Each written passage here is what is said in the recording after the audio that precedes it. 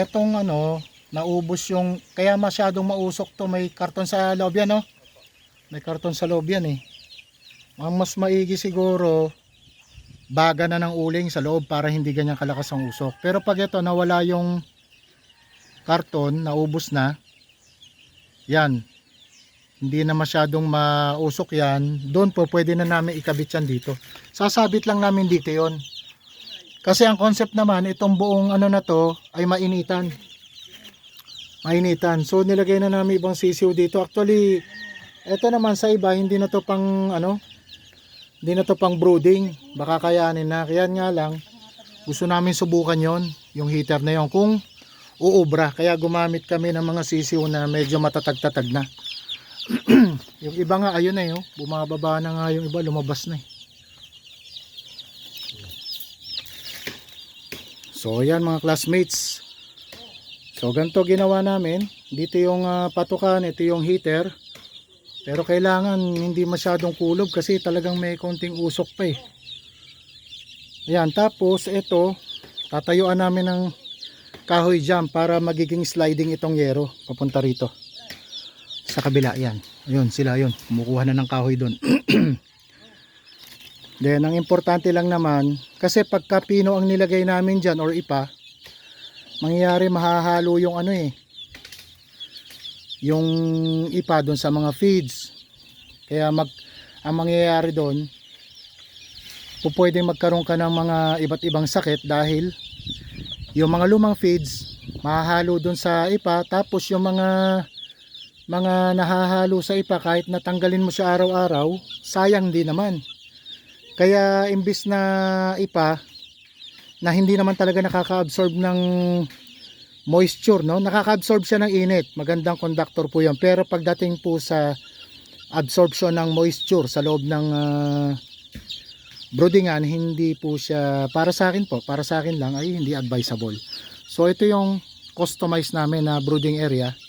Yan. Tapos sa gabi dito, pwede namin takpan ng konti ang bahagya. Pero not necessarily na isisil namin yan. So yun. Ito yung inumin nila for the day. At mamaya ay isasara na po yan. Yun, gamit yung kahoy na yun. Para maging sliding door natin. Hopefully ay with this setup, no, itong local natin, local produce natin ay mag-succeed. So this is half of our locally produced. Meron pa dun sa brooding area at atin pong isasama na lang din dito para ang vaccination ay isang ano lang, isang bigayan lang din. Yan. So sa ganung bagay, pagka scheduled lagi ang vaccination natin, doon tayo mas nakakatipid. No, hindi yung natatapon lang yung bakuna. Make sure lang na sumusunod tayo sa tamang timing ng pagbabakuna at lahat po ay nabibigyan. Okay, so ito na yung nilagay natin na ating magagaling na mga tagagawa dito. Ito yung engineer. Ay, yung architect nandoon sa taas eh. Kumukuha ng buko. Yung mason, ayun. Yun oh, yung may itak. Yan. So sa gitna, sa gabi lang. Ngayon naman ay tinesting lang natin kung ano magiging itsura para maano rin natin. Ibig sabihin maorasan din natin gaano katagal tumagal yan. Mamayang gabi kasi importante rin 'yon. 'Di ba? Kampante tayo na okay, yung pala hindi pala kaya. Yan, so malalaman natin ngayon. Matirang matibay. Yan, medyo pantay na matirang matibay dyan. So, ang ilalim, ito, sliding to. Natatanggal yan kasi ito'y tukod lang kontra dito. Imbis na magdalawang kahoy kami doon sa gilid na yun. So, kinontra lang namin sa gitna. Kaya pag umaga, pwedeng alisin to. Tapos dito, maglalagay na namin kurtina dito na temporary lang. Kasi hindi pwedeng masyadong kulob. Baka ano yung usok, maipon naman masyado. Yan, tulad nyan kanina kasi 'di ba nakita nyo mausok, ngayon hindi na. So malalaman natin kung effective siya. No? Ibig sabihin maramdaman natin dito maglalagay kami ng thermometer dito. Meron tayong room temp thermometer dun So pwede nating gamitin. Sa harap, pwede namin sakuhan na lang para hindi masyadong lalabas agad-agad yung init at hindi hampas yung hangin. Kagandahan dito, nasa gilid nga kami. So pagka ganitong nasa gilid, ang hangin kasi nando sa taas Ito yung actual na ito yung cording area namin Ayun, andun yung isang ano namin, yung architect nasa bubong, nasa nyug. Ito yung cording area namin. Ayan. Ayun yung mason, ayun yung architect, puta na nasa taas. Ayun. Architect, puta nasa taas. Engineer tsaka architect. Ayan, so ayan ang bubong. Yero, nilagyan namin ng pawid para hindi masyadong mainit pagka umaga naman. Pero ang ina-expect naman natin diyan sa kalawakan na yan, diyan naman gagala kadalasan katulad nung nando sa kabila So ngayon pa lang kami testing ng ganitong setup. Malaman kung anong kalalabasan. Mainit na. Kunin mo na nga yung mga sisiw doon. Ilang piraso lang yan, di ba? Sama na natin diyan.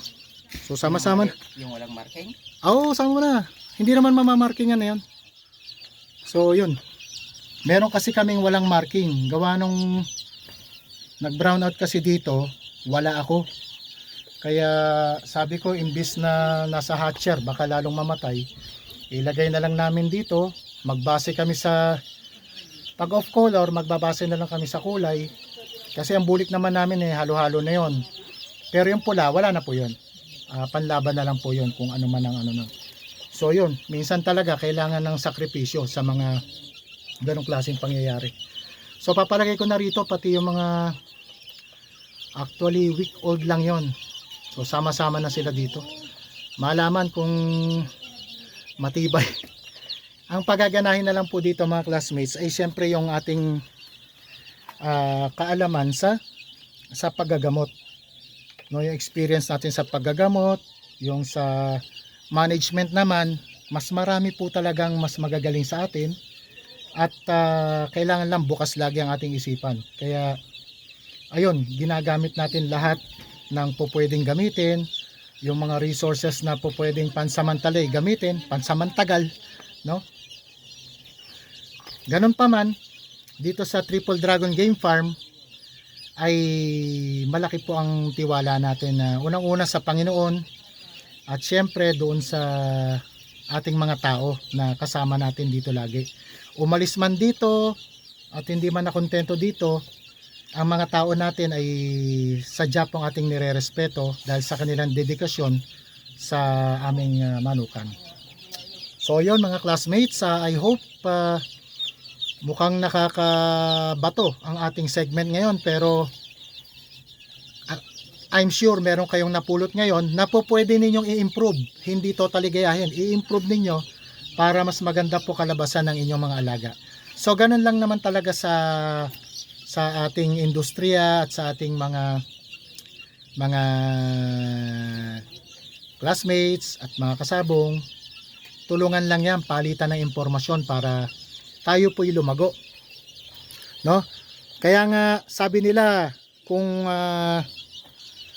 sino raw ba ang magaling na breeder, Pilipino nga ba o foreigner o yung mga taga US, ay palagay ko kaya na natin pumantay dahil kung may snow sa kanila, dito naman sa atin ay nagbabasa po rito, no?